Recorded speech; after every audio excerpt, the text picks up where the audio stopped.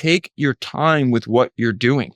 It's way more important that it's great than it's fast. This book in front of me is fast. It's interesting. It'll prompt your thoughts. But I guarantee you, if you spent 2 years on it instead of a month, it'd be 1,000 times better. I think the issue people are having, and one of the reasons that books are so valuable, it's because of how long they take to consume. It would not be nearly as impactful if, this is Bruce Springsteen's autobiography I'm eventually get to, right? And I don't know, it's giant. I could hit you in the head with it and you probably have a concussion. And it's probably going to take me 50 hours of reading. But the impact I think this guy is going to have on my life and the book's going to have on my life, because I spent 40 or 50 hours on it, then if I did it in like 2, this is not comparable.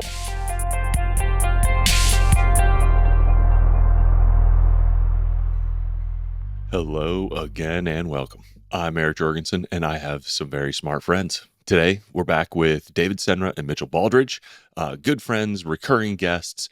If you don't know them already, David Senra is a biography-reading maniac and the mastermind behind the extremely excellent Founders podcast. It's my favorite podcast.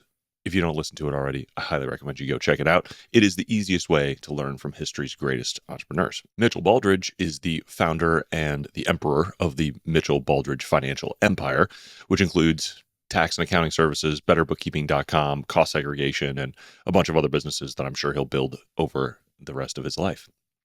This is the 6th episode with David and Mitchell. And if you haven't already heard our previous conversations, you can cue those up next. Episodes number 50, 62, 65, 69, and 78 of this podcast. It's a really fun kind of behind the scenes look at 3 friends who are building businesses together. We try to be really candid. We share what we're learning. And if you listen to all of those in a row, you'll see how much things have changed for all of us over the course of the last few years and get a peek behind the curtain. In this episode, we talk about the origin story, which is still in progress, of the Founders book.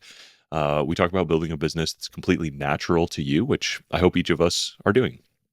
We talk about specific systems put on rails and how we find scale, and that relationships still run the world. Now, if you're interested in investing in startups alongside me and my partners that apply breakthrough technologies in enormous markets, please open your browser right now and type in rolling.fun.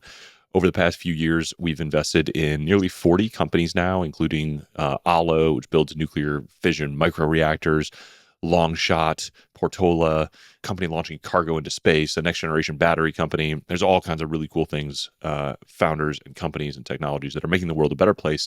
And that's where we love to put our capital.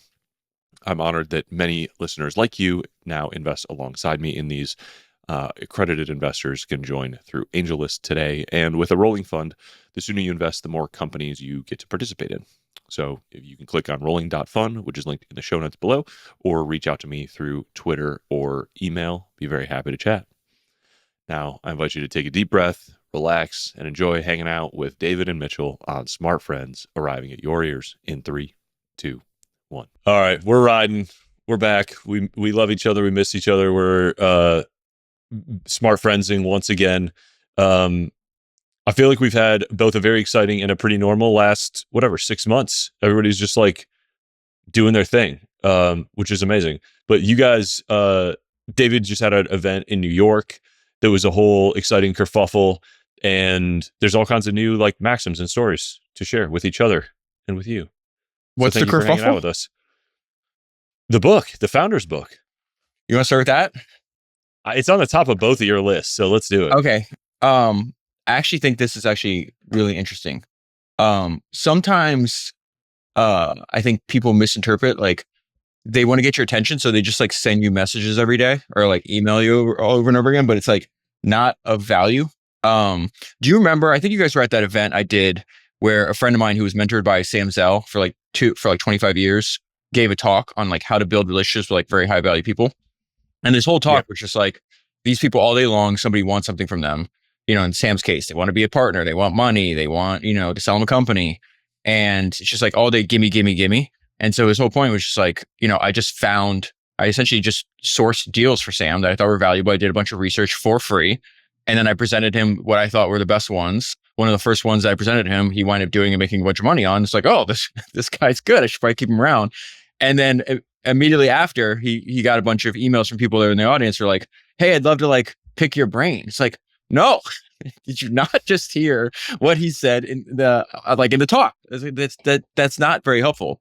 So I've been inherently resistant. I am not an author. So I have published big publishing houses email me all the time about writing a book, and people telling me I should write a book and everything else. And I told Eric, me and Eric have talked about this over and over again. It's I cannot be the bottleneck for any kind of book because I'm only going to podcasts. There's nothing else. I'm never going to sit down and hey, I'm going to take a few weeks or a few months or a few hours a week out of podcasting so I can write a book.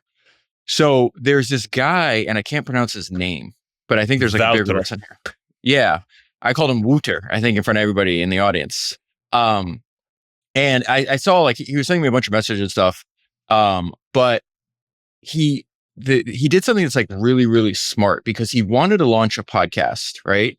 And most podcasters, as you know, it's most people take it they're very casual how they approach it, but definitely there's very few podcasters that actually have a world-class work ethic. And I saw a couple things. I was actually talking to John and Jordy about this, the TPBN guys, because they are working their asses off. Wait, so this is the same guy who flew to Victoria and interviewed Andrew Wilkinson?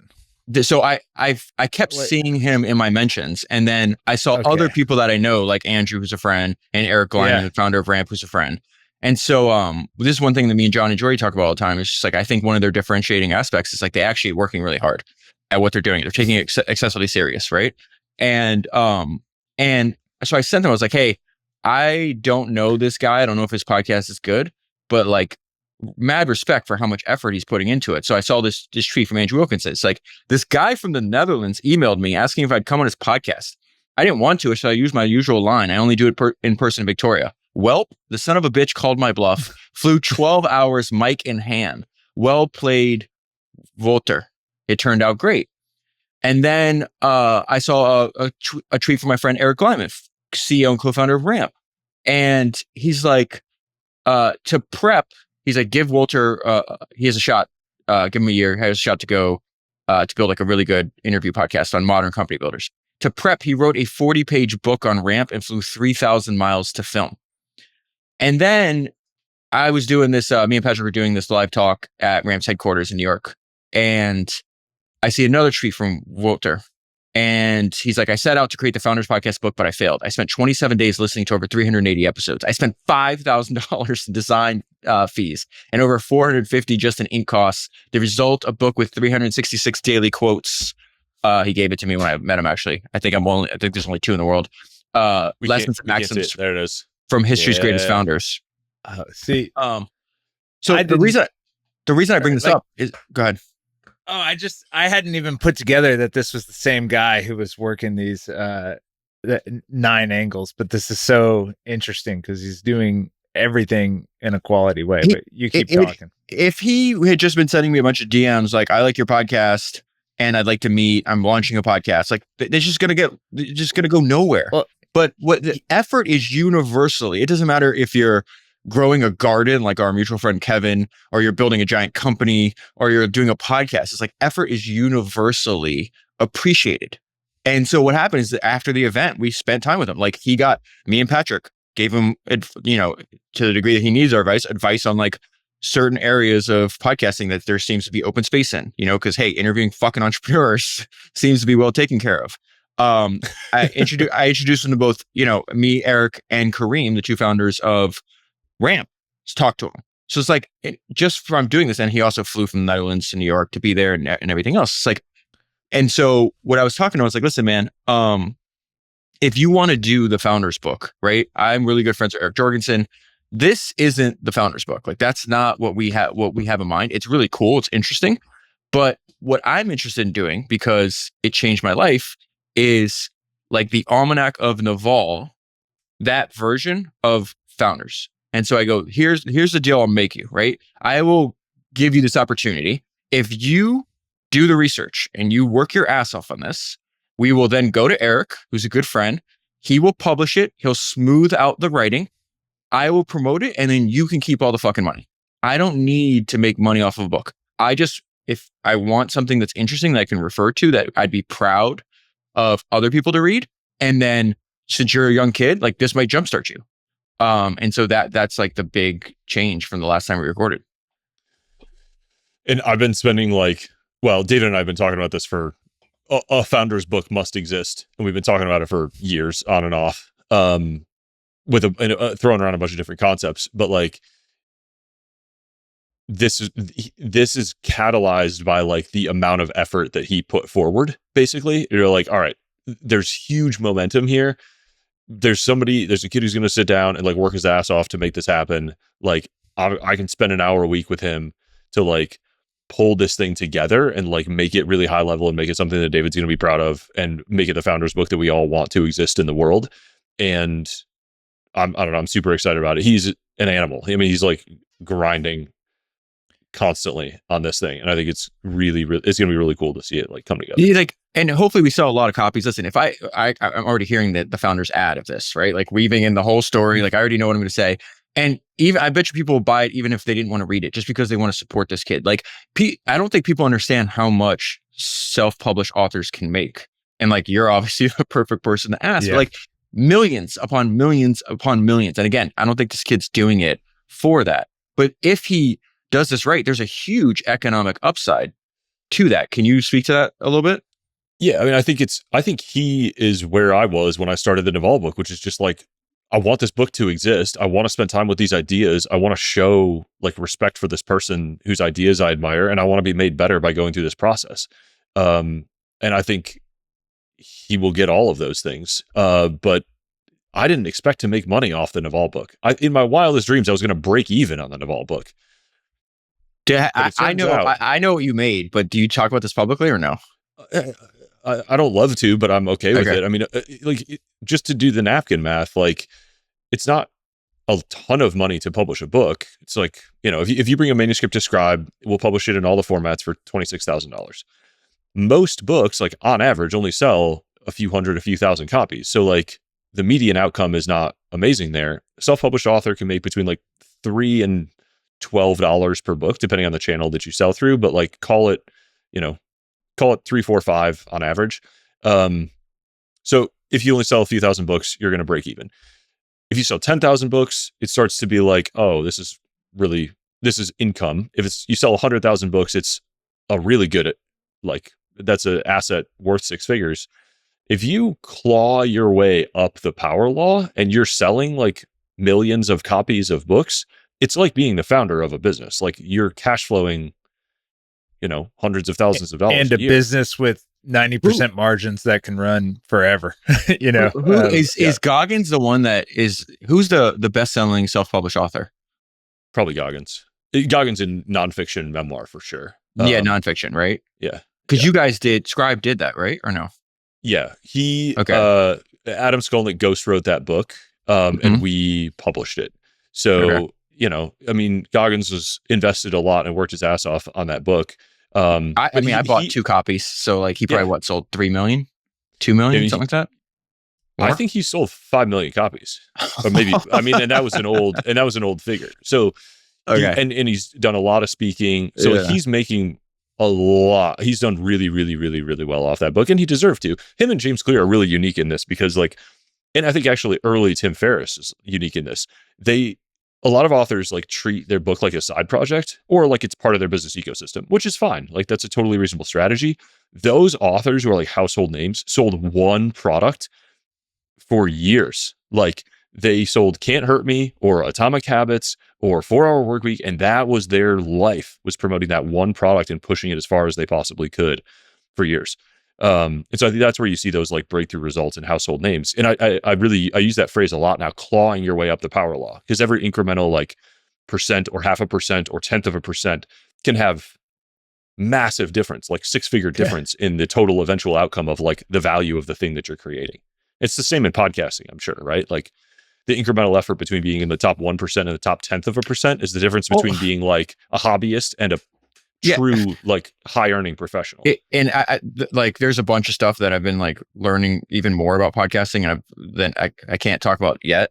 And it's just really, this is why I told you, dude, whether a main publisher wanted to do this or these other independent publishing houses, I'm like, dude, if I ever do it, it's gotta be with Eric. So when I wrote my note about this founder, you talk about DMing people and providing zero value and expecting your life to change. And Wouter DM'd me on April 26th and clipped me. Wouter DM'd me on April 26th and basically clipped me for 10 seconds talking about this book and said, working on it. And I never replied because and then the next time I heard from him was May 25th, 1 month later. So I did it. And then I said, nice, let's see it. And then he sent me the tweet of you, of this beautiful book that he'd created for you. That is not the founder's book, but it's just like, nobody does that. Nobody works for a month on something and spends their own money and spends their own time to build something that they want to see. And everyone sends a DM, hey, I'm going to do this idea. Ideas are a dime a dozen, and saying you're going to do something is free. And look at all the look at all the unpredictable positive externalities that come from something like this. Like now he didn't, now he's going to get a shot at this, right? And if you produce something great, it's going to be promoted, as much as you can. We're talking about it on your guys' podcast. He got to spend hours with, me, Patrick, Kareem, and Eric. Like, he's just got all these people now in his corner. They're just like, yeah, man, like, we have access to resources and like a network. And if you're going to keep doing shit like this, then like, you just open the door for yourself. This is an amazing example, actually, of like entrepreneurial zeal creating something, like taking space from something. Like, the founder's book as a concept has been around a long time. It's basically on like both David and Mai's just kind of like a mental back burner until he came around and is like showed enough momentum that he's like, I'm going to make this happen. I will be the vehicle through which this happens. Like, please shape this however appropriately. But like, there's going to be a founder's book in the world. We are all going to like find ways to enable it to happen, basically because this person showed up with like enough energy to create something where nothing existed before. It's uncovered gold just sitting right there that exists so many places. So many people send me kind of these low effort DMs of like, or like, think about the scripted DMs you get of, what if I could bring you, 25 plus paying customers or better yet, 25 plus meetings next month? I'm like, I do not want one meeting next month. I do not want 25 meetings next month. I always just reply to those guys and I say, look, if you send me a customer, I'll give you $1,000. And if you send me 1,000 of them, I'll mortgage my house and give you $1 million. Or like, just, you know what I mean? Like, I will give you as much, money as you can send me customers, but don't cold DM me and pitch me ghostwriting from an account with 200 followers. Exactly. Like, do me a favor, go get 90,000 followers or whatever, and then come back and pitch me ghostwriting. And I think how long did it take you from inception of the idea to finished product for the Almanac and a Ball? 3 years. It was a long time. So like that's the key here, because nights and weekends, and I went through a ton of different like creative challenges and like stuff like that. So I mean, we're going to be able to go a lot faster because I know how to run this system now. But I wouldn't. I figured out how to do it. Yeah, it's definitely gonna be 3 years, but that's the key too. Because I was like, listen, man, like, I think people are like in too much of a rush. And it's like, man, you want to make something great, because like the Goggins book is still selling. It's probably been out for what, 5 years, 6 years, however long. I see Atomic Habits everywhere in the world. Like, if you just make something great, like I'm finally doing this because people are always like, who's like the top people that you haven't met yet that you want to meet? And one of my favorite documentaries is the Defiant One. So it's like, fuck it, man. Like, I keep talking about this documentary. I keep talking about the fact that I really admire Jamie Iovine. So I'm working on this Jimmy Iovine episode right now. That's why I was telling you guys, I'm texting, it's like late. I haven't showered today. Like, I haven't gone to the gym. I'm like completely like in love with what I'm doing right now. Like today, I haven't eaten. Like, I've drank 3 coffees and like a bunch of these like element drinks. But like, what's crazy is because I'm also trying to get lost in his world. And he made some of the beginning of his career, like, this is like the 1970s, early 1980s, and he's talking about the effort that went into making some of these records, or these whether it's an album or an individual song. And then I go and find the song I'd never heard before, and I'm like, this shit sounds still good 50 years or 40 years later. Like, this is great. And then you figure, like, they did 250 takes. They spent weeks on a single song. It's just like, take your time with what you're doing. It's way more important that it's great than it's fast. This book in front of me is fast. It's interesting. It'll prompt your thoughts. But I guarantee you, if he spent 2 years on it instead of a month, and he had like, he didn't pick the timeline. He wanted to do it when I was doing this event in New York. It's like, it'd be, 1,000 times better. I think that's the biggest thing. Just slow down, like take more time. Same thing with like people, like I think the issue people are having, and one of the reasons that books are so valuable, it's because of how long they take to consume. It would not be nearly as impactful if, this is Bruce Springsteen's autobiography I'm eventually get to, right? And I don't know, it's giant. I could hit you in the head with it and you probably have a concussion.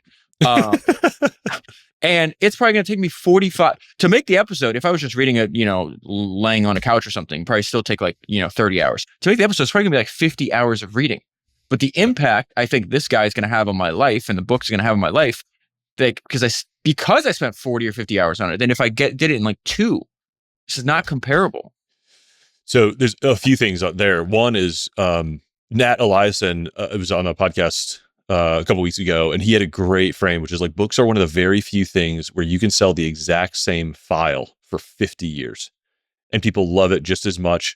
They gain just as much value from it. And actually, it's one of the things that I think about that makes the Founders unique from other podcasts, is like Founders has the same feeling. Nobody understands that yet because podcasting is still too new. Nobody's been like they're listening all to 50-year-old podcasts, evergreen. but they will be. And I think that's really, something like, I've been spending a lot of time with the top people at Spotify, and like they figure that out too. They're like, I don't think there's anybody else in podcasting is building a catalog like you're building. It's like remember when Serial hit the world and people were or binge listening the Serial podcast? Well, you have 300 episodes, or you'll have 400 episodes that can be binge listened, and you see people fall down the rabbit hole. Like, have them pull have Spotify like pull data about that, about people falling down the Founders rabbit hole.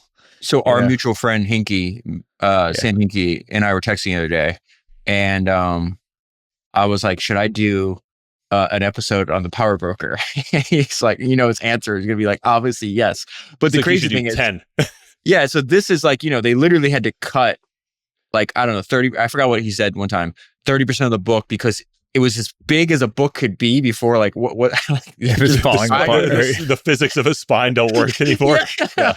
And it's just like, let's see, this book was published in 1974, if I remember correctly, and it's still selling, and it's, 1974. It's published in 1974. It's on every single, top 100 list of best nonfiction books. Yeah. And I thought somebody said, like, in the last decade, it was selling more now than it used to sell.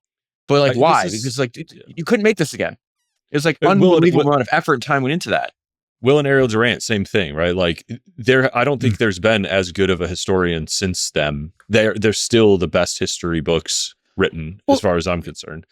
Go walk in New York, or like walk in New York City and look up and stare at the Chrysler Building, and could you build that again? Like, there are these relics of time that people will build amazing books like The Power Broker again, for sure. But they're just there. It takes, to your point, like, or hitting bottom's not a weekend retreat. Like, you don't get this done in a year. Like, you have to take 10 years to do it.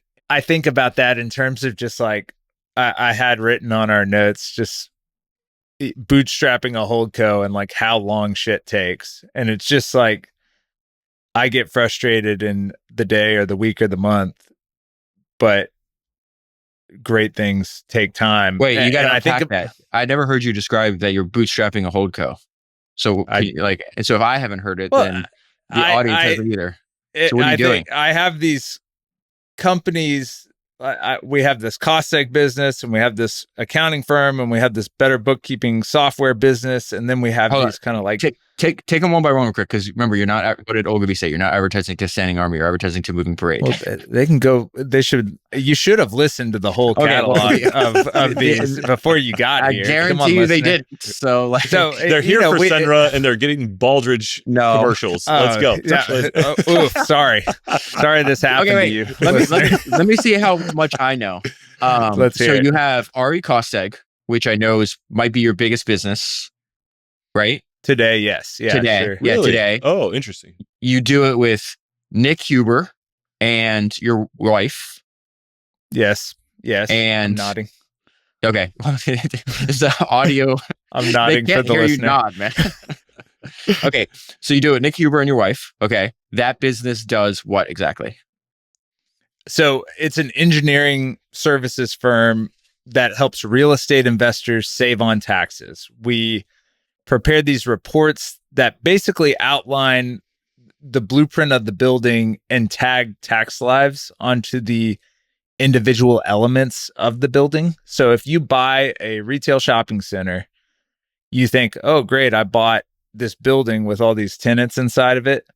But we run a engineering study that looks at the building from its component pieces to see specifically how much 5-year, 7-year, 15-year, and 39-year assets you bought, so that we can depreciate the building much quicker and lower your cost of capital. Okay, so I as the business owner would want to do this. Why? Because you would save on tax the year you placed the building into service. You would, instead of getting $40,000 of depreciation on $1 million building, you could get $300,000 of depreciation on $1 million building. To save really, tax. the way to think about this is you sell money. I sell. You sell money. So I sell. Yes, I sell tax savings, baby. Exactly. You're selling money, which happens to be great businesses. There's a lot of these examples. Generally, of selling money works well. So let's give an example just to make this as clear as possible. It's like, hey, I'm a business owner. I'm going to pay you $5,000, $10,000. Sure. Yeah. Okay. You're going to get a proposal. Use a real example. Somebody paid us, $5,000, whatever the number is, and they saved 50. Sure. So you're going to hand me your business, the property address, what you paid for the property, and what, if anything, you've paid to improve the property. So you're going to say, hey, I bought 19 Main Street, which is a retail shopping center, and I paid $3 million for it. And we're going to turn back a proposal to you that says, okay, you're going to pay us $4,000 and we're going to save you $100,000 of tax year one. So it's a 25 to 1. Okay. So if you payback ratio, an example like that, you save somebody $100,000 the first year of taxes, you would charge them what for that service? We charge based on the project and not based on the tax return, but we are based. Yeah. So again, shopping center might be $4,000 or $6,000. Okay. A little beach house might be. We have this product called the Rapid Report that it's $895, I think, or $950. Okay, there's nothing illegal about what you're doing, right? No, it's very okay. Much So therefore, legal. the only constraint from the business growing is people being aware of its existence and educating the market of why you'd want to do this. Yeah, and then at the outsized, wildest endpoint, you've captured the entire market and saturated every real estate investor. But by that time, I'm a billionaire. But by that time, your wife never has to fly commercial again. So that's true. That's not yes, very much so. All right, so I think that's easy to understand. You're getting customers mainly through what channels? We bootstrapped it on Twitter through our Twitter audiences, but we've gone to we now have a whole base of customers. So we go to our customers to refer other customers. So it becomes a referral business at scale.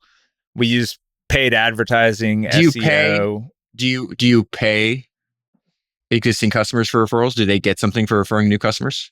Yeah, I think right now we had the $500 refer a friend program. So we're betting that the LTV of a client is more than $2,500. You guys have advertised with our mutual friend Chris Powers on his podcast. Yep. Did that work? That did work. Was this born out of like you were getting really shitty service from the other cost segs? Were they overpriced? Were they? It was born out of just it being a good business model, and in my vision, they were charging a high price, and they were flying to the property and circling around the property with a clipboard and not using any kind of like labor leverage or systems leverage to deliver the service better, faster, cheaper. And so we came in and started using virtual site visits, started systematizing the process of delivering the service, started, scaling sales a whole lot, scaling deliveries, scaling customer service. And it resulted in, better, faster, cheaper. The thesis is turn everything into a car wash where you just drive up and put your car into neutral and you have it pull you through the experience and send you out clean. So like RE Cosseg is a very, very specific problem with a specific client with a specific set of steps and systems that put the entire project on rails. And better bookkeeping is the same thing. A solo founder, solo business owner, our partnerships, like I know people you're doing, like there's multiple co-founders that are customers of Better Bookkeeping. Essentially, like, hey, if you don't have a super complicated business, but you want straightforward tax planning and filing, it's X amount per month. It's never changes. And like you guys do all the quarterly taxes, you do your tax return, you optimize for, like the tax rate. Okay. It's just like straightforward, and easy to sell. QuickBooks, and we do everything as automated. We kind of systematize the whole process by selling to one customer with kind of one concern. So then when we ship a update or when we ship a feature, it applies to everybody in the system and the whole experience gets better for everybody. Where we go, oh, well, we just rolled out the QBI calculator. So now every quarter you get this quarterly email that shows kind of where you stand for QBI, with qualified business income deduction, how you need to plan around that, how much time you have, and gives you a little health check report. Well, okay. By shipping that feature, we shipped it to the entire customer base because everyone's the same. So okay, now I think everybody's on the same page about like what your HoldCo is. But your note was like said bootstrapping a HoldCo and how long shit takes. So now that we know what the HoldCo is, like what was like the thought behind that? To me, I get frustrated at times that this all isn't going faster. But then I also you got want to do something. Exactly. But I want to do something that's big and meaningful and impactful. This is the key, man. This is the key. Like, it's like, I love the climb. I don't care where the summit is. Like, have you ever seen this clip of Jerry Seinfeld? He's in the bar area in like a nightclub, and this other comic is just seeking his advice and kind of complaining to Jerry about like how long shit takes. And he's just like, I don't know how much longer I can do this without, really achieving success. I see all my friends getting married and getting jobs and buying houses. And you got to really watch the clip. We should find it and put it in the show notes. Because like Jerry's face is just like, ugh. And then he's just like, well, like, and then the guy's like, how much more time should I give this? He's like, you got somewhere else you'd want to be? They got like, you should love it for the activity, the sake of itself. Not like, oh, and the guy's he's like, I'm 29 years old. I'm getting older. And Jerry's like, what? Like, just looked at like, what are you talking about? And I just love that idea. And he tells this story of, because Jerry's part is like, there was never another job for me than being a stand-up comic. So this is the best version of my life, whether I'm selling out 300, I'm performing in front of 300 people at the Improv or 3,000 in a theater. Like there is no better job. And it's like, if that's not for you, if you're like, oh, I could be a stand-up comic or I could be a fucking, investment, I think he said investment banker. And Jerry's like, what? Like those are not the two same things. And like, so what does that mean? So Jerry illustrates this point where like, I forgot what it was. It was like this famous band, rock and roll band in the 1970s. And they're on their way to a gig and there's bad weather. And so they have to land like at a different airport. And then they're like having to like walk through like a field that they weren't expecting to be in. It's like raining and it's snowing and they're all cold and they're like uncomfortable, and they're walking through with like, their big guitar and all their equipment. They're in like ankle deep snow. And then they see this house, and they walk up to the house, and they look in the window, and it's like this like family sitting in front of a fire, and like there's two kids, and they look at each other and like, oh, how do people live like that? And so like people would think, who the hell wants to do this? You're in the snow. Like you almost like you had to land in a cornfield or wherever the hell the story was. And Jerry's point was just like that. It's like, what do you want to do? Like, you should just be like, there's nothing else that I'd rather be doing. So if it's going to take a long time, you got something else that you'd rather be doing. And if you have something else you'd rather be doing, then you should be doing that. This is, I mean, it's a Navalism. It's like you're retired the minute you're no longer sacrificing today for an imaginary tomorrow. Like when you were doing the that work, sounds like something you wrote in your book for its own sake. Yeah, it's in there. Yeah. But it is hard. Like, I think, Mitchell, the tension you're talking about of like, it is also like normal to do that in service of like this grand vision that accumulates over many years. And like, the other Navalism that I like there is like impatience with action, patience with results. Like if you're impatient day to day, maybe it's because you're not actually working on the highest leverage thing that gets you towards that ultimate thing. Like I think we all know we are all patient people for results, or we wouldn't be in the games that we're playing. Like it took a lot of patience to even get here. But there's, knowing that all the compounding is still to come. I don't know. When I'm finding myself impatient, I'm usually micro impatient. And then when I have a moment to like zoom out, because the weeks are turbulent, and then you like look at the quarters and you're like, oh, that looks like a steady up and to the right, like normal growth path, but it felt like a fucking roller coaster every week. And there's something for me, obviously, like I'm very tightly wound. I remember the first time me and Eric met, it was at in person. Like, I think he just realized like, there's like this like weird, like bounding energy coming out of me. That's like, can be kind of uncomfortable. And one thing I love it. One thing that helped me was like, I obviously you just did this great post about like some maxims that you've heard on the podcast or whatever. And I like collect maxims, and I think they're very helpful. And so one of the things that like, anytime I'm feeling stressed, and like my whole thing is just like, super impatient. One thing's done better, faster, like, I think most people are like that. But I heard this thing that anytime I'm feeling like super stressed out, it's like, but that's what you wanted. There's this great line from Herb Kelleher, the founder of Southwest Airlines, where he's like, he was 35 years old when he started at Southwest. He was an attorney. He could have had, successful living in Dallas or Houston or wherever he was, rich enough, didn't have to do the shit he's doing. And his J job would be a lot easier than trying to start a brand new airline, right?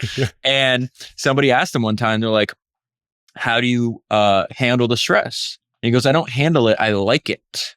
And so anytime I swear to God, like anytime I'm feeling stressed or angry or like, everybody, the entrepreneur emotional roller coaster, I'm like, oh, I love this. Like, this is what I want to feel. Jimmy Iovine was talking to one of his vice presidents at Interscope. And he's like, you know what your problem is, Steve? He's like, you're like this, right? The guy is just completely even keel. He's just a straight line, smooth. And he's like, you need more of this in your life. And what he's showing is like ups and downs and ups and downs and ups and downs. And I think there's like a lot of wisdom in what he's saying, because most people most people do not want the ups, or they want all the ups. They don't want any of the downs. They don't realize to get the ups, you have to endure the downs. Like, that's just a fact. And so most people try to like, just keep it like nice and even, not too happy, not too sad, not too successful, not too, not great failure, whatever the case is, but all the exciting shit in life. And one of the reasons I admire Jimmy Iovine so much is not just that he was a very successful entrepreneur. There's a lot of people way richer than him. It's like he lived a remarkable, crazy life with like a lot of experiences that I'm sure as a man in his 70s, close to 80s, I think by now, or 70, he might be 72, something like that. He could look back, and he said this on a bunch of the podcasts, and like tell these amazing stories. And it was because he wasn't afraid of this variance of these highs and lows and highs and lows. And so if you're picking this lifestyle, which all of us are, which Herb Kelleher picked, which Jimmy Iovine picked, it's just like, you don't handle the stress, you like it, or else you wouldn't be doing it. David, is this the story you put a note on here, Billie Eilish and Phineas? Oh, so yeah, this is really interesting. I take like a lot of inspiration from like hearing, I'm obsessed with like filmmakers, of how like, I think some of the best episodes I've ever done are in filmmakers, Christopher Nolan, Quentin Tarantino, James Cameron, George Lucas. I'm obsessed with how they approach their craft, how they think about it, the businesses they build around it. I just think there's so many analogies for entrepreneurs just like hanging there. There's like so much gold in there. And musicians as well.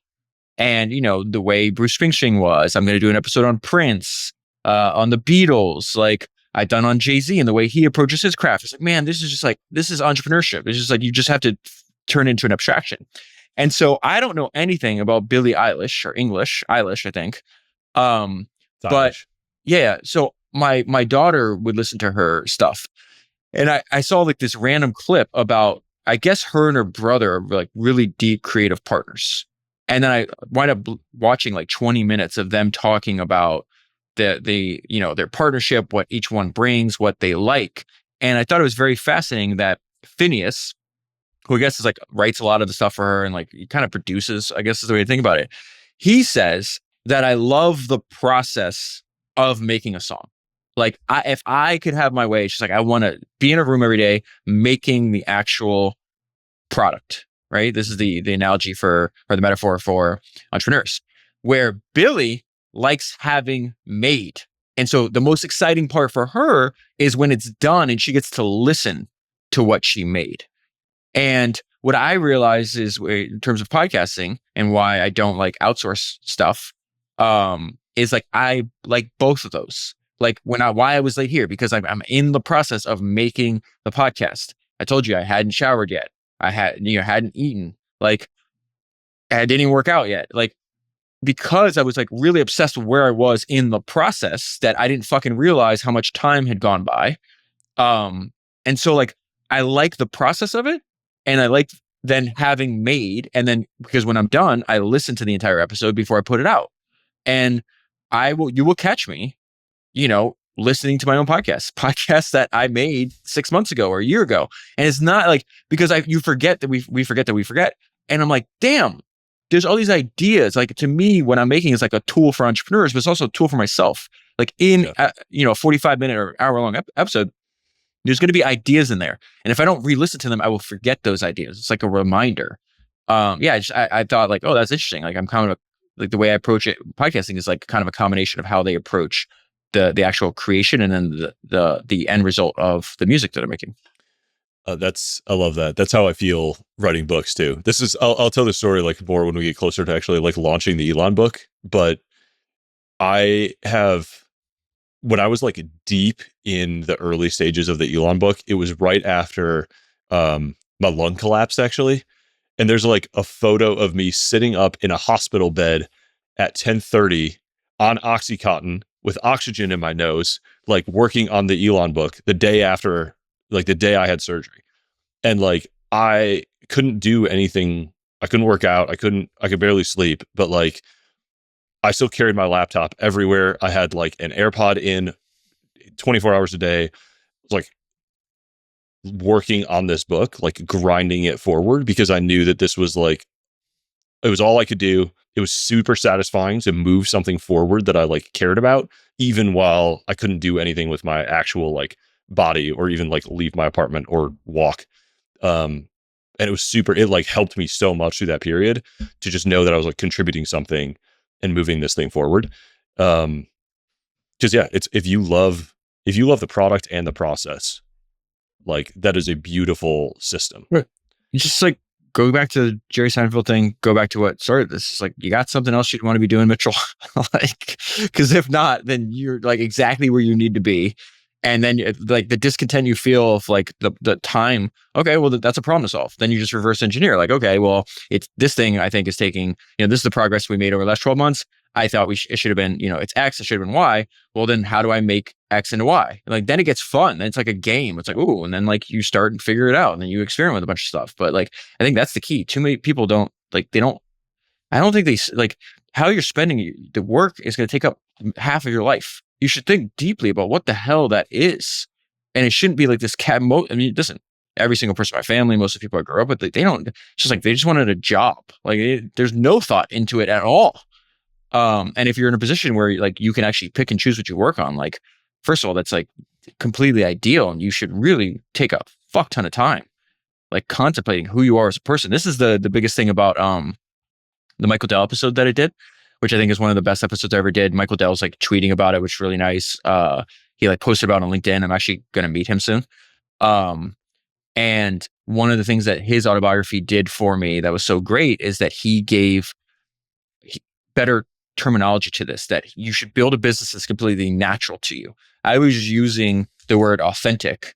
And although I don't think it's a bad description, I think natural is a better description. And the example in that book is Dell is like in his early 20s and he's literally like, I'm going to fucking compete with IBM. And IBM is the most valuable company in the world. I didn't know at the time. The first company to build to break through the $100 billion market cap. And he's like, I'm going to start with $1,000 in my dorm room and I'm going to compete with them. And so a few years into this, he hires this guy, this other entrepreneur, like 20 years older, called Lee Walker, if I remember his name correctly. And Lee, lasts like, I don't know, 3 or 4 years, but he talks about the end, why he had to leave. And he's just like, man, like the competition we were in, how fast we were going. Like we were just like, we're playing the game of kings. Like this is the competition at the highest level in the personal computer industry at the time. It's so complicated. It's so stressful. It's like every day there's a million problems. So he's like, my hair started falling out. My back was killing me. Like I couldn't sleep. And so I literally couldn't last any longer. I was going to die. And yet that Michael's going through the exact same experience and Michael's energized by it. He's just like, his back's not hurting. He can sleep like a baby the little bit that he is sleeping. He's like so energized because Lee said that Michael built a business that was completely natural to him in a way that Dell was unnatural to Lee at that point in his life. And I'm like, damn, that's such a perfect encapsulation of like how, if you're trying to achieve the most amount of success and impact in the world, like that is why he can start his company at 18 and be in his 60s and still doing it because it is natural to him as it is breathing. Mitchell, do you feel like your business is natural to you? Yeah, I think so. I think that the big thing I've been thinking about in terms of the broader array of services I'm offering today is like, how do I flatten this all down to, offering instead of a ton of services, trying to like just offer the layer of human touch on top of ramp. I mean, I put in my notes, David, the world is going to become a rapper for Ramp. This episode is brought to you by Ramp, and so is Ramp everything hasn't paid in the me world. a fucking dime. Well, for the record, this Well, you have your own episode. company. Not You have yet. you have your own company that's sponsoring this. No, I got open ad spots. Checks in the mail, Eric. They're going to make it right. I mean, like this is exactly the kind of thing. I think the low cost strategy is the right one in this. Like, if you can smash, nobody wants to pay more for accounting or tax services. Like, assuming like you don't go to jail, like to compress costs down. And this is an incredible tool for doing it. You still need some trust in the person or the ultimate outcome, because the relationship is going to determine sort of the purchase. But yeah, you like. And this is the same playbook you've applied. Like, you've organically grown by listening to the customers that you already had, a bunch of different services. The playbook is roughly the same for all of them.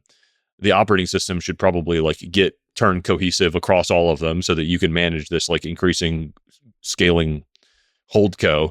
Like, the people I know that are doing that well are like implementing the same managerial system at each company so that like you as the emperor can quickly dive in and out of different businesses rather than like figure that out. But it also depends how much leeway you want to give your operators. Like, if you're going to do a Buffett style rather than a Sure have a bunch of I siblings. just think I think the tax code in the world is getting increasingly more and more and more complex, but these systems are getting increasingly better and better and better in dealing with the mundane and the normal. So it's like, how do you normalize the problems to flow through these systems? I mean, David, what has changed your mind, or how have you like changed your mind in the last 180 days about AI? I don't remember. Was it 180 days last time we recorded? Probably a little more, actually. Yeah, I like, as soon as you start using, I don't know if we even talked about it. Yeah, so like in detail. No, it's obviously useful. Like, so that was the biggest issue. Remember, like, people would go on podcast and they debate about crypto. And there was like some one guy, I forgot his name, but he just essentially like, they kept sending all these people from the crypto industry to debate him on other people's podcasts. And he would just keep winning because he was just like, tell me one use case. And so like a guy would come up and like, just tell me one use case. And it'd be like something super complicated that you could do better and easier today. And it's like, nope, that doesn't work. And then next week, another guy would come up and the guy just kept winning every single fucking debate just by saying like, how can I use it? Just tell me. This is what I mentioned earlier. Like I really like I really like distilling things down to its essence. When I was asking, it's like, okay, like what's the product? Like, okay, I own a building. Okay. I pay X amount of taxes. I go to Mitchell and say, help me figure out how to pay less taxes. Like it just like simplify this as easy as much as you can. And, you know, like how valuable is it to have essentially an assistant that has read everything ever written? Like turns out pretty helpful, pretty fucking valuable. Like, and then it's like, if you don't believe it, just start using it. And then you'll use it once a day. And then you're like, oh, and then you use it 2 days. And now it's like, you see this, I think, they just said that like on average, the usage time, the daily active usage for ChatGPT right now is something like 20 minutes a day, you know? Like that's definitely me, at least 20 minutes a day. Like, and I pay for them all. I don't care. I pay for Claude. I pay for Perplexity. I pay for OpenAI. Like this, people bitch about $20 a month. It's insane. I pay $200 a month to OpenAI. I'd pay the deep research feature on OpenAI or ChatGPT rather, add a zero onto that and I'm still paying for it. And I would still pay for that because like, obviously now using it to like help me research the podcast and do all, and just like learn about the world around me. It's like, what are you using it for? What did the deep research? Essentially, like over and over. Okay. When were you able to like loop it into your, where does it sit in your process like stack today? And at what point in time were you like, oh my God, I can't live without this? So this goes back to like, I'm obsessed with people that take take whatever they're doing very seriously and do it for a long time. Because then you talk about like, you get into like how you think about it, what you do. And like if you just think about the same thing over and over again every day and then you do it, like you're going to come up with a lot of useful process and ideas that other people don't. So like, I know a bunch of other podcasters, think about all the information. If you have a fucking business podcast, you know, all the ones that we're friends with, they've been doing it for like 6 years, 7 years, 5 years, whatever it is, like how much information you have produced. And then all the research that went into it. And I'm like, where's like all your research? Like, just like sitting in a file somewhere. And so like the random, like lucky idea that I had, and it wasn't even mine. Tristan, the founder of Readwise, sent me a DM or an email maybe. And he's just like, hey, you read a lot. I like your podcast. Maybe you should use this. I'm like, oh shit. Like, yeah, I should put my notes and highlights into this giant database. And then accumulating, 20 something thousand or whatever it is that are in there.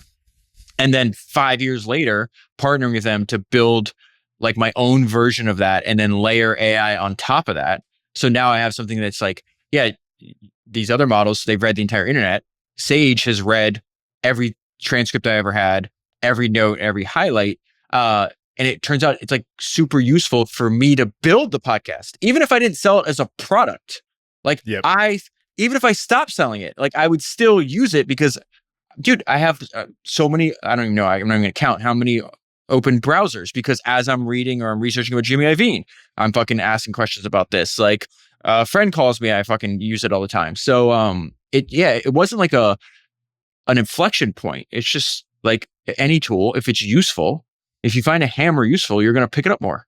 Like is that like, am I, as I spend more time with it, do I get good results from it? And so it was funny. Mitchell has a good example of this where somebody's like, I forgot what it was, but somebody says, entrepreneurs don't do whatever. And Mitchell just asked Sage, can you give me examples of whatever that guy says they don't do? And it literally, do you remember what what he was saying? I don't, but it just, I was like, this is wrong. And I'm like, okay, I have access to Sage, which is, I don't have to text David so that he can ask Sage. I can just ask Sage. And it literally, I'm like, and the guy's like, all right, podcast. Yeah, a guy's like duly noted, and that was the biggest thing where essentially if you think about, you have the hyper focused part of like if you tap into the collective knowledge of sophisticated entrepreneurs, which is what I'm interested in, but then the broader thing of like tapping into everything that's ever been on the internet, which is like a daily, the normal person using ChatGPT or whatever.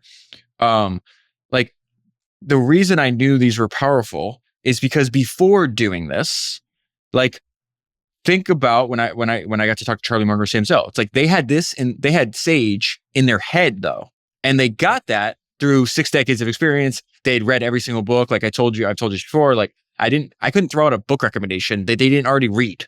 Like they made me look like an amateur at this, and so like obviously it's valuable if you can pull it up on demand. And now we're going to be able to have the tools for every single different domain. Like instead of for every single thing, you're just going to have essentially an assistant that has, and then eventually an employee or a coworker that, has access to the collective knowledge of human beings. Like if you can't find useful ways to use that, you can't find useful ways to use anything. Hype cycles come and go. And this one, I'm not speaking to whether the businesses are valued, like if they're ever going to turn a profit, if they deserve the valuations they're getting. I don't give a shit about that. I care about products. The downstream. Like, that's their idea. Like if you're a gifted entrepreneur, you understand that eventually, like you're going to have to bring in more money than you spend. Like that's obvious. That's not going to change. But what I'm talking about, so like let me give you an example. I started using deep research as a supplement because sometimes you're reading these books and it's just like I remember the first time that I started quoting from deep research on a podcast. It was the episode I did on Jerry Jones. There's like one biography of Jerry Jones written like the 80s or something, or I forgot when it was, maybe mid 90s. But there was gaps in there I didn't understand. And so the way I use deep research a lot is because I love reading like New Yorker profiles, like spend a few months making a profile on somebody you can read in like 40 minutes. So it's not a book, but it's not like a tweet. And the storytelling is really great. And if you want more, you go find the book, But so I just started having deep research make me like New Yorker profiles on whoever I want to learn about. And almost every single time, in fact, I can't remember the last time I did a episode where I don't also have a deep research report on it. And the good thing about deep research is like, it's going to tell you sources. Listen, man, right now, some of the sources still suck. I'm like, oh, I'm not using that. That looks shady. Yeah. But some are really, really good. So if you're willing to spend more time and not just take everything that ChatGPT spits out as fact and like research it, there's going to be days where like I guarantee you I'm going to be able to do entire episodes off of just deep research. That's 100% that's going to happen. And yeah, so that's like, what is that worth to me? I was thinking about hiring a research assistant. And if you're a really good research, it's going to be like a couple $100,000 if you want like top people. And I'm sure at the very top, like, they're going to have a taste, a perspective that it still might be valuable. But like, I think AI is going to destroy the middle for sure. Like if you're just an average research assistant, like why would I pay that person 100 or 200 or whatever it is? Like I'd pay 20. What am I paying now? Nothing. 2,400 a year. I'd pay that like 10x that. There's so much room to grow from there. It's going to create, to your point, it's going to destroy the middle, being everything below the 95th percentile, because I think about like they're going to they're going to help you make better decisions. Like I say this over again, we forget that we forget. And what happens in a world where you don't forget anything that you need. And sometimes like there's stuff in my own podcast I don't remember. I'm like, hey, and I'll kind of describe it as like, I think I said this and it was something like that. And then like Sage finds that shit for me. It's like, what is the value of that? Yeah. Like to be able to pull up anything I've ever talked about. And then my whole idea obviously is like, I want to collect more information on history-based entrepreneurs than anybody else in the world. And so I'm going to keep doing that. And keep finding weird stuff. Like, dude, the amount of books I'm reading right now that aren't even available in English that we're translating with AI. Mm-hmm. Yes. Like, if you have a fucking brain, you could figure out like this is the go back to Wouter. We're going to come up with a nickname for him because there's no fucking way I'm going to pronounce his funky ass name ever correctly. So W, we're gonna call him Big W. Big Dub. Big Dub. So one of the things we talked about with him, and Patrick gave him really excellent advice, and I was sitting there for the conversation. It's just like, you have to look for like what is actually differentiating the product that you're building. And so for me, it's like working backwards from these tools. Part of it is like, how can I use this to differentiate myself from anybody else that would try to do what I'm doing? And you think about that and you see all this like wide open space. It's like, okay, yeah, like this is like a very good use case for something that is unbelievably inexpensive given the value that you get from it. Yeah, especially they give you the base layer of understanding, being the ultimate like word cell, and understanding the entire internet and the history of everything on the internet forever, ever kind.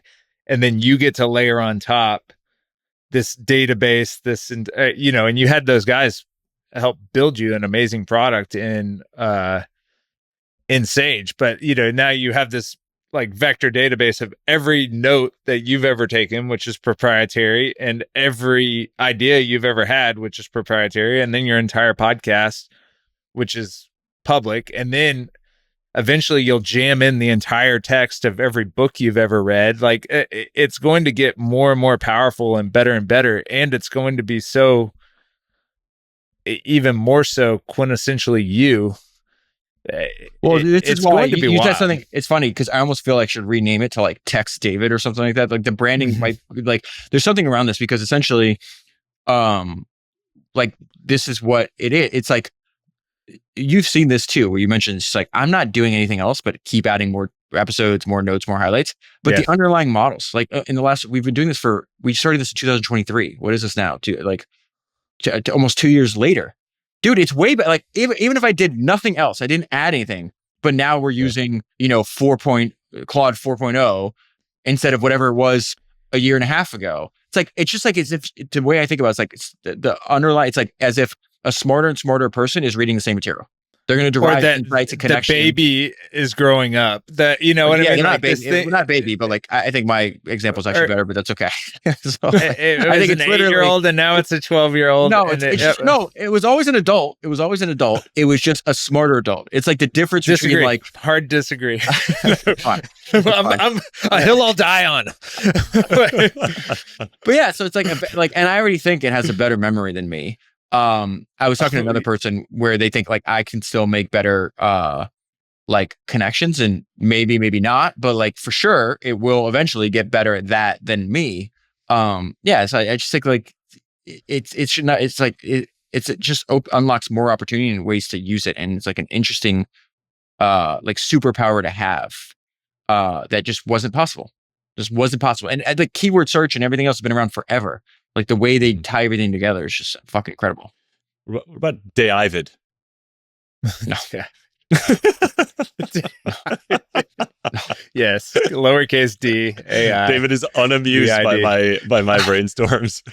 Like a marble statue of David with a laptop. I guess this is a good point where it actually made me think of something. I just did this episode on Jim Simon, so I reread that book, The Man Who Solved the Market, the second time, and they had this thing where they were talking about, they're very like, they were very anti like narrative in the financial markets.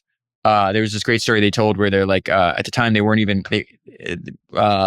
Renaissance technology was only trading like currencies and commodities. So I don't even think they were in, I don't even think they were in the stock market yet. Yeah. And they had this point where, they were buying, like they were like one of the world's largest buyers of like wheat futures contracts. And then there was a typo in the system. And then one day they bought like, I don't know, they were already one of the biggest ones. They bought like 5 or 10x more than they were supposed to. And it like caused the price to go crazy. Yeah. And the next day in the Wall Street Journal, they're like, fears of wheat famine drives, fucking rapid increase in price. And they're like, you cannot ever like pay attention to stuff. But they had this idea where like the system that they're building, they use this analogy. They said it's a bit like how bees see a broad spectrum of colors in flowers, a rainbow that humans are oblivious to when staring at the same flora. Okay. So it's like you can't comprehend all this data that our system can. We're technically looking at the same things, but the bee is going to be able to draw, like we see, all these other things that you can't. And really what I was thinking about this for us and for in general is like two people can read the same thing or have the same experience and yet have two vastly different interpretations as well. And so in their case, Jim Simons and his team are like, oh yeah, that's true for computers too. And the example of this is like, well, you kept saying in that episode, like they had to go trade their money on recommendations from a system that they didn't understand exactly how it worked, and it couldn't tell them how it worked. It just said, "Hey, go buy Apple," and they had to just go. Okay, and even if it could tell them, they probably couldn't understand it. So they eventually, it was slowly but surely, they trusted the system. They took the power away from the humans and turned it completely over.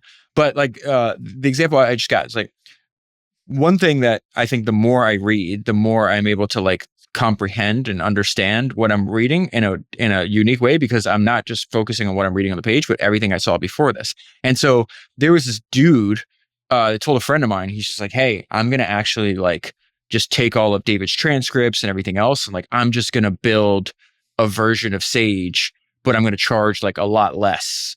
And I was like, he doesn't understand one of the assets that I have is that, first of all, I have distribution. Like you're like, hey, you have this thing you can learn from Founders Podcast. You can learn from this guy who has all the distribution, or this guy who's going to be like tweeting into oblivion. But also we didn't understand is people do business with who they like. Yeah. Like this is something you understand. It's like David has given me 8 years of his fucking life, 400 hours, he's read hundreds of thousands of pages, distilled it down to something, and made my life better as a result. Are you some random fucking guy who DMs? Because there's like also a guy on Twitter, because he accidentally DM'd me. He's just like, hey, this is how I found, there's two guys. One I found out because a friend, and the other one DM'd me saying that he built this thing. I don't know why he sent it to me, because he was trying to like, I think he sent it to everybody that like follows founders or whatever, however it happened. But I'm like, you don't understand like what people like. I'm sure there's some people might buy your thing, but way more are just be like, no, I'll just go with the guy I know and trust and who's done something and made my life better, not some random fucking automated DM AI slop bullshit that is in my inbox. And it's like, I was thinking about this because like this guy who's doing this doesn't even understand what makes this all work. Yeah, it's not just it's the complete system and the experience that the person has had, not just, hey, similar product, which is not, because he doesn't have all the notes and highlights, and less price. But this goes back to like, clawing up the power law, whoever does it best, and how much you've given away. Like this is like giving away $5 million or 5 million copies of the Naval book. It's still selling 1.5 million copies. Like people choose to buy it all the time. It's also, I didn't, it's related to the story that you told earlier, but like when I was 1.5 years into writing the book on Naval, somebody was like, book on Naval when? And I was like, I'm working on it, man. Like it takes time to do it right. And he was like, screw you, I'm going to do it myself. I'll get it out in 3 months. And I was like, it legitimately made my blood boil, because I hadn't yet like realized that, like I didn't internalize how different it would be yet. And you see a bunch of this bullshit out there. There's 1 million, like quote books of Elon that somebody threw together in an hour and posted on Amazon, and none of them have reviews, and none of them have like anything. There's nothing. I bought a bunch of them to just like do research, and none of them are good. There's people knocking off the Naval book and scraping his tweets, and like people respect quality and effort and story, and like the returns on putting years of your life into one of these projects and making it something like really, really excellent that actually serves the reader. I don't know. People are going to there's going to be so much slop. The slop is going to keep coming like crazy. And I think it's just going to make it more clear who the people are who really invest. Do you guys know Jackson Dahl? Yeah. He has one of my favorite new podcasts because how much care and effort he's putting into it. It's called Dialectic. Mm-hmm. And we've talked a bunch about this. I spent like 5 hours with him one night in New York recently. And I love like the research he's doing beforehand, the fact that he's like, he must get on a plane and go to where these people are because he refuses to record remotely, which I think is like a really good idea. But one of the things that I loved in one of his episodes, he said that Naval actually came up with the best way to use Twitter. It's like, which is to never read it and to just tweet all the time. Mm-hmm. And I think as time goes on and everybody is just making, essentially infinite amount, you just have all these fucking agents or all these bots making infinite, content. Yeah, you're not going to be able to read it. Like, and if you are, it's a really bad use of your time. Dude, I think the That's dead where- internet theory is like arrived. Like when I had a viral tweet recently, a couple actually, and like it was a heinous experience. Like just insane bots berating you and calling you a Nazi and like crazy shit happening. And I'm like, none of these can possibly be real people. And even though I know that, it's like still gets in your head. I'm like, I don't know, this is a like project only. Hey, you have to And be. like, I want group chats of friends that are actually like real humans. I only want to follow people that I know in real life or that are like super, super, super high signal. There's a great line from this rapper I like named NF, and he says, "The mind is a powerful place. Which you feed it affects it in a powerful way." And I don't think people spend enough time thinking about, like we just mentioned when we got on this. I don't know if we're recording, but like Mitchell looked all slim and like fit, very different than the last time I saw him. Not that you were. When I was like the fat JD fucking Vance dick. baby. But like noticeably different. Yeah, noticeably different. And he talked about like he's just changed what he put into his body, right? And look at the result. Like there's actually a good God, analogy here. It's like so look at the hot. result. Like yeah, it looks a lot better. And mewing. Okay. I was mewing right. also, remember? But you literally like you change what you put in your body, and now you look better as a result. Like, what do you think you're just putting into your mind when even the comments? And I'm in like this really kind of nice section of the internet where, you know, you have to be kind of a business nerd to even know about founders. And so 99% of my comments are good. But I can't just imagine just reading like, I don't want all this. I don't want the opinions and the ideas and all this other stuff of, you know, the massive humanity in my mind. I don't think to this day that I've come across a better source of material that nourishes me than you know, reading these books, and it's actually nutritious if you want to use that phrasing. So I don't think there is anything else with that. And even the group chats with friends, I would say like in-person stuff with friends or phone calls. Like I call you guys, you know, most of the time we don't FaceTime. Like I'm on a walk and like we'll talk for an hour on the phone, or Mitchell will call me when he's driving around the giant state of Texas. Yeah, I think that's how I want to spend more of my time.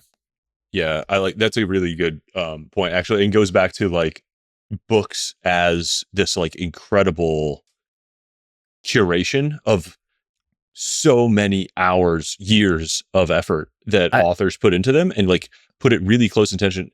And there's a line that I use all the time, and it distinguishes audiobooks from physical books, which like I think is worth pointing out. Like David exclusively reads physical books over and over and over again. You could hear him in the podcast. So books are powered by your attention. Like your energy is what moves the book forward. You could be dead and have an audiobook in your ears. And if it's the exact same thing, or doing the dishes or thinking about something else, like, or scrolling your phone, listening to an audiobook is not the same as a book that like the page does not turn until you've processed the information. Like ideally with a pen in your hand, but you inherently know you're having like this internal dialogue with the information. You're powering the book. It demands more of you when you're reading than when you're listening. Let me ask you a question. So what other apps do you use after you use them? You're like, that was time well spent. We agree, a good book, time well spent. Conversation with a friend, time well spent. Time with your lover, time with your, you know, family. Kids. Time with your kids, time well spent. But I'm talking about fucking apps. Readwise. The apps I use in the gym, like Whoop, Margins, which is like another reading app, Founder's Notes, ChatGPT. Yeah, there's not much going on your phone that's very fulfilling or improving your life. I mean, Portola. Shout out to portfolio company Portola. I genuinely really enjoy that one. It's super fun. What does that do? It is like a character that is your best friend that lives in your phone, that is powered by like these different LLM models, and it learns about you and what's going on in your life, and like you have dialogue with it, and it helps you like, I don't know, it is a very like fun and enjoyable experience that is like. So yeah, so we didn't name Twitter, we didn't name Instagram, we didn't name TikTok. The Spotify, like you listen to music, you feel good about that. Yeah. Listen to audiobook, feel good about that. Listen to podcast, feel good about that. There is not many, especially when you get to like these huge platforms where they have hundreds of millions, if not billions of people on the platform. WhatsApp, I like WhatsApp. Like, why? Because you're usually like you're talking to somebody you actually like, you know, Text, assuming you control it. Like I think some people use WhatsApp for work, and then like people can send a message. No one can send me messages that, you know, I don't. So I guess I have more control over who has access to me than most people. But like, yeah, I just pay attention. I guess my point here is like, you could just dumb this down to the most like simple thing. It's just like, how do I feel after this happened? How do I feel after I listened to that podcast, read that book, went on that walk, talked to that friend? And then just do more of that shit. And the reason you're not is because we're not being honest. Like these things are addicting. Just the same way, like if you're a fat fuck and you like to eat potato chips, like you don't feel good after you eat the potato chips, but they have engineered you to keep eating the potato chips. So just throw the potato chips out. Like I think Naval hit it. Like if you're going to use them as tools to promote your work, use them as tools to promote your work. Don't sit there reading that shit. Or YouTube shorts and the endless scroll. No one feels good by the end. Well, that's you. You send me these YouTube shorts. What I would do, what really help figure this out. And again, if you're like, I'm putting out shorts and TikToks and Instagram reels and everything else, but like they're all like 30-second lessons. Like I feel good. I'm like trying to like, I'll never combat like this just avalanche of bullshit, you know, coming on top of it. But like in my own little way, like David and Goliath, like I'm just throwing rocks in there, like a little bit in there, throwing a little bit in there, but like, and you know, some of them do really, really well. It's just like, hey, like I like those reels. I watch them before I post them. You know, this guy Maxim makes them. And I'm like, oh, I would watch this. Boom. And I throw that out there. But the one thing that really hit me was like, why I shouldn't be spending time on these apps is like you go through TikTok and then like 10 minutes will pass by. Like, okay, you know what I'm going to do? Instead of flipping up like this, I'm going to go the opposite direction. I'm going to see what I just went through in, you know, 5 or 10 minutes. Do the rewind, like go through and you're like, holy shit, I churned through 150 videos. Like you'll remember where you were, where you started. And you're like, this is so stupid. If you could play this back, if you could step outside of yourself, record what you're doing, why would you do this yourself? And you're doing it because they've hacked your brain and it's very addicting. Like it may feel like shit, but it's really hard to get out of. So it's literally hypnotic. Your eyes do the movement, and your brain gets this is locked this is up. why I don't do cocaine, crazy, right? Like, so the reason I don't do cocaine until it doesn't. No, because like obviously, listen, like my dad was Cuban, growing up in the 80s in Miami. It's like, what do you think he was doing? Like. And like you see, and I've been around, I had a bunch of cokeheads in my family and everything else. And you're like, you see that behavior and you're like, if you say, hey, put this in your body and then this happens and you're not the one feeling the euphoria and the sensation, you're like, that seems like whatever you just did. It's not, I should avoid that. And the reason that it was, at some point they thought outside, it was like the second, I read something one time where they're like, the most valuable product in the world is oil, and the second one is cocaine. And I don't know if it's still like this. It may have been like this when like Escobar was around or whatever. But the point being is like that euphoria that it's like one of the most addicting things. And they were just like caught in this entire cycle of like, I must do this even if I know it's bad for me. And like I feel like, when I get into when I waste 20 minutes of my life on TikTok, it's like snorting a line or something. It's just like, it's so addicting. This is not good for me. The only answer I have here is like complete avoidance. Yeah. It's so much easier to not do something 100% of the time than do it only 1% of the time. Yeah. Especially if you have an addicting personality. Like, and when it's engineered to be that good. Yeah. There is nothing in my life. There's nothing in my life like, I do this once every 2 months. It's like, no, if I like it, I'll do it every single day. So you just have to run away from that. I do have a question though about like your collection of maxims and like new ones that you've come across. Yeah. Eric, like how long have you been collecting maxims and then any new ones that you thought you wanted to talk about? I fucking love a maxim. I mean, I think that's partly what drew me to Naval in the first place, is like he is an extremely good like distiller, and I think you have the same sauce, the ability to get down to like 4 or 5 words that nobody has said before that encapsulate a complete idea that is memorable and applicable and useful.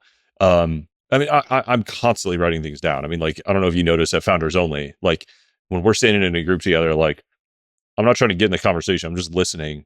And like, when David says a maxim, like I pull out my phone and write it down, or like pull out a notebook and write it down. So I've been keeping these like through listening to you, phone calls with you, podcasts with you for like a very long time, because I can tell that they're like accruing and that they evolve sometimes and that they might merge.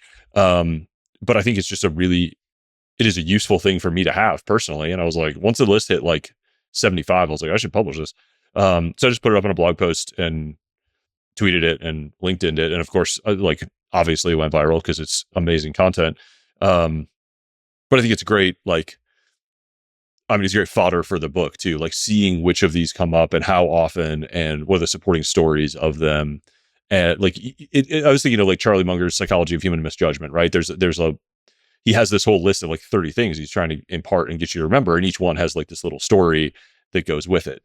And so I think I'm just always listening for those and trying to remember and attach the stories. Have you read the unpublished David Ogilvy? Yeah. I think yeah, it's the book I give the most as a gift. I should have sent it to you if I didn't. But what I love about that is, you know, for a long time, you know, remember this, like when like BuzzFeed or one of these, like, I guess AI slop before AI slop thing, where they were around, they would post like listicles, I guess as they were called. Yeah. And lists got a bad name. And I fucking love lists. Like David Ogilvy is one of the best writers I've ever come across. And you see, the reason I asked it for the unpublished David Ogilvy is because it was 50 years of internal memos and letters that he was not writing for public consumption. And you just realize if you can distill down what you're trying to get across to somebody in a numbered list, it is actually a good way to get your idea into that person's brain. Incredibly and important. Yeah. And I think like I would like my landing pages if they were just like, here's 10 reasons why you should do whatever, like buy this product, use this demo, whatever. Like when my jiu-jitsu school, like you go to the bathroom, right? And like, think about all the sanitary issues you have. You're like rolling around another guy. There's like, you get staph, there's like all kinds of bad shit that can happen. And like, I should take a picture of it. It's like, there's like 10 things that they want you to do and to maintain, just like, essentially they came up with 10 principles. If we just adhere to these 10 things, or I think it might even be 8, it's like everything, there's nothing else. Like you read it and it's immediately clear. You immediately know what you need to do. Yeah. And I just think like, I think more people should use lists in their life. I was actually thinking the about flight checklist. It just you're about to take medical off. checklist, the flight checklist. But I was thinking about one for life though. Like I've been really I might test out doing something where, you know, Bill Gurley's talk, Running Down to Dreams, How to Survive and Thrive in a Career You Love. Like I kind of want to distill, like, again, like you have, you know, 400 books, 100,000 pages, that's down to 400 hours or 450 hours, whatever it is now. Like, could I get it down to like an hour? And I might even do this, not because like I want to do live shows. I actually don't. But I think like having like an hour-long talk of like, it's a way for me to like, can I take what I've learned from this project and put it into like, you know, 10 commandments? It doesn't have to be 10, it could be whatever.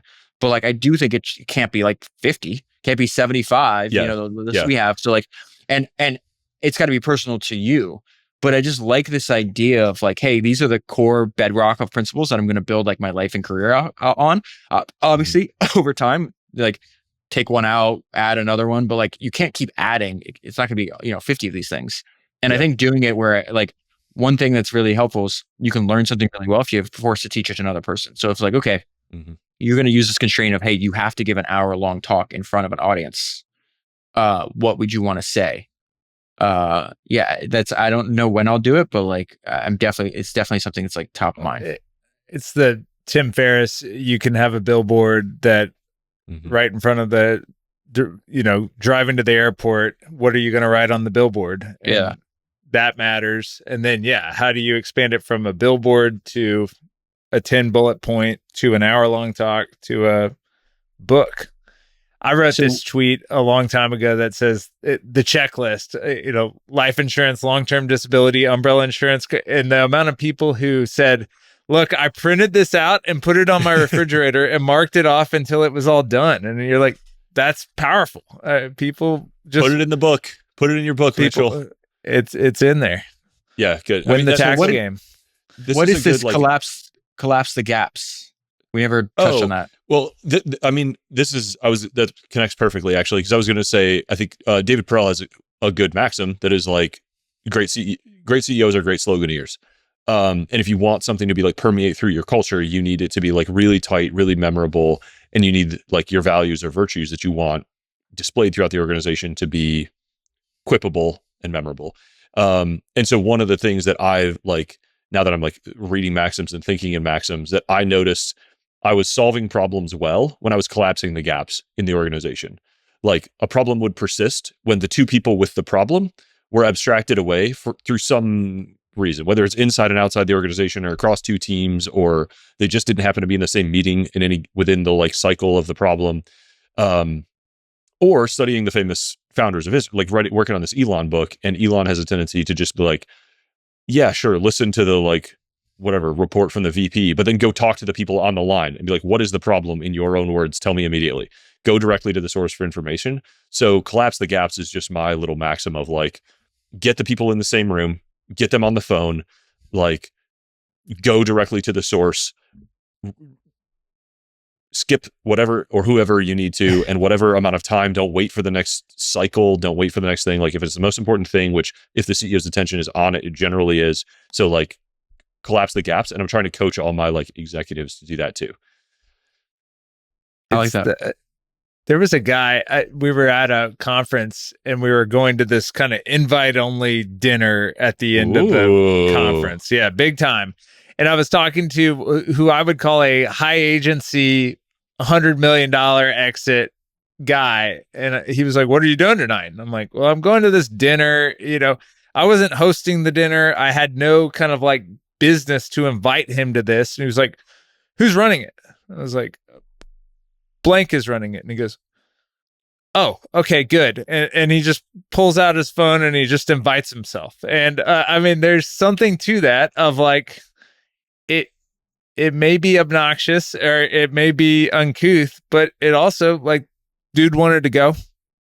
He knew that he would, you know, he just said, okay, I'm going to like move out all the bullshit in my way. So many people like, or I find myself doing this. You're like, and then a few minutes later, Mitchell gets a text that he's uninvited. Yeah, sorry, you Mitchell. We ran out of the dinner's. The dinner's over, but here's a Chick-fil-A gift card. Sorry, Mitchell, your spot was given away. Exactly. That's it. That's exactly what happened. Yeah. And so I'm just fuming mad. Okay. I had to fly commercial on the way home. Yeah. So, but then, yeah, just people wait for things to take 2 weeks that could just take 2 minutes. Yeah. If you just picked up your phone and texted and said, what's going on with this? The mantra of like, crazy. Yeah, high agency, you know, what would you do with 10x the agency, or just like, what does this look like without the bullshit? You know, how do you remove, like, I've been thinking about it. The positive version of that is like doing elegant work. Like, how can you simplify whatever the task is in front of you and do whatever the highest odds of success thing is the fastest possible way, and just like let the rest fall by the wayside unapologetically without carrying the baggage of like what it was like quote unquote supposed to be. This is where you're going to see AI. I mean, like, I don't want to text. I mean, David Senra is up at 2 a.m. and he's working on the podcast, but I know he's busy. I don't want to text David. Like, every time I have a thought, I'm not going to text David. I'm going to text Sage and ask Sage. No, this is not a future I want. I want relationships. So please don't. But this is where people are going. But if David's my employee, if I have an employee, I'm not going to text my employee at midnight. And this is where AI is going to collapse the gap. Is AI is pretty damn good at reviewing your paid ad spend campaign and understanding what's happening out there, and you can just text it anytime you want. It becomes this kind of like intermediary for a lot of what's happening. It becomes the agent that I was listening to Greg Eisenberg and Sam Parr talking about AI in the future, and they were literally talking about how it's immediately accessible all the time. And Sam goes, oh wait, so it's cousin didn't die and it doesn't have to go to a funeral in Tampa, and you're like, you feel so bad as an employer to like say that, but there's this drag of it. It becomes complex, David, because like, yeah, relationships rule the world and relationships have friction. So how do you get the benefits of relationships without but we're not the friction? Coworkers. Like, We are not coworkers. Text your friends. I know. Of course. Yeah. Like, if it has an advantage, man, listen, there's a reason why. Obviously, When I'm thinking about you at 2 a.m., I'm going to text you tonight, baby. My phone's on permanent D&D. It is. Yeah, this is the only way to live in modern life. I appreciate you hanging out with us today. Thank you for listening. Again, if you haven't listened to previous episodes with David and Mitchell, go check those out. If you haven't listened to the Founders Podcast, go check that out. If you'd like to invest alongside me, go to rolling.fun. And please like, follow, and subscribe to get the next episodes delivered. Look forward to hanging out with you again soon.